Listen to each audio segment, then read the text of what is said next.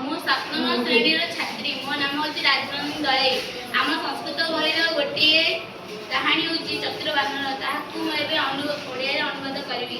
ଗୋଟିଏ ନଦୀ କୂଳରେ ଗୋଟିଏ ଜମ୍ବୁବୃକ୍ଷ ଥିଲା। ସେ ଜମ୍ବୁବୃକ୍ଷ ଡାଳରେ ଗୋଟିଏ ମାଙ୍କଡ଼ ବସିଥିଲା। ସେ ମାଙ୍କଡ଼ ପ୍ରତିଦିନ ଜାମୁକୋଳି ଖାଉଥିଲା।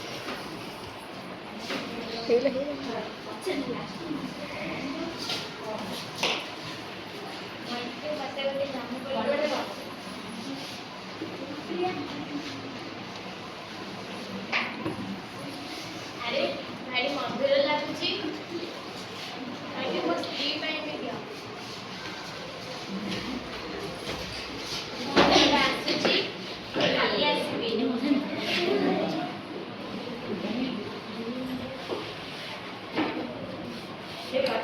ମିଠା ଫଳ ଆପଣ କୋଉଠୁ ଆଣିଲେ? ମୁଁ ସେଇ ଯୋଉ ନଦୀ କୂଳରେ ଜାମୁକୋଳି ଗଛ ଥିଲି, ସେଇଠି ଯୋଉ ମାଙ୍କଡ଼ ବସିଥିଲେ, ସେ କୋଳିରେ ମତେ ଦେଇଛନ୍ତି। ହେ ପ୍ରତିଦେବେ, ଏ କୋଳି ତ ବହୁତ ମିଠା।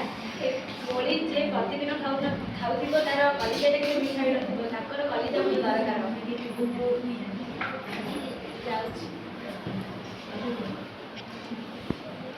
ବନ୍ଧୁ ଆସନ୍ତୁ, ମୈତ୍ରାଣୀ ତମ ପାଇଁ ରୋଷେଇ କରିଛନ୍ତି, ଡାକୁଛନ୍ତି। ମୁଁ କେମିତି ଯିବି? ତମେ ଆସ ମୋ ପିଠିରେ ବସ।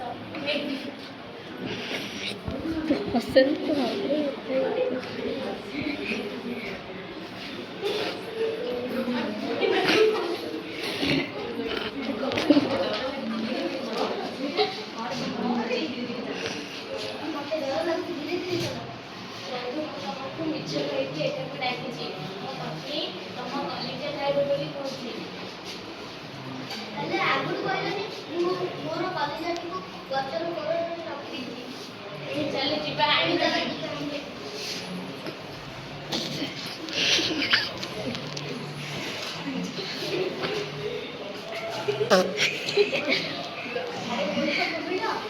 କଲିଜା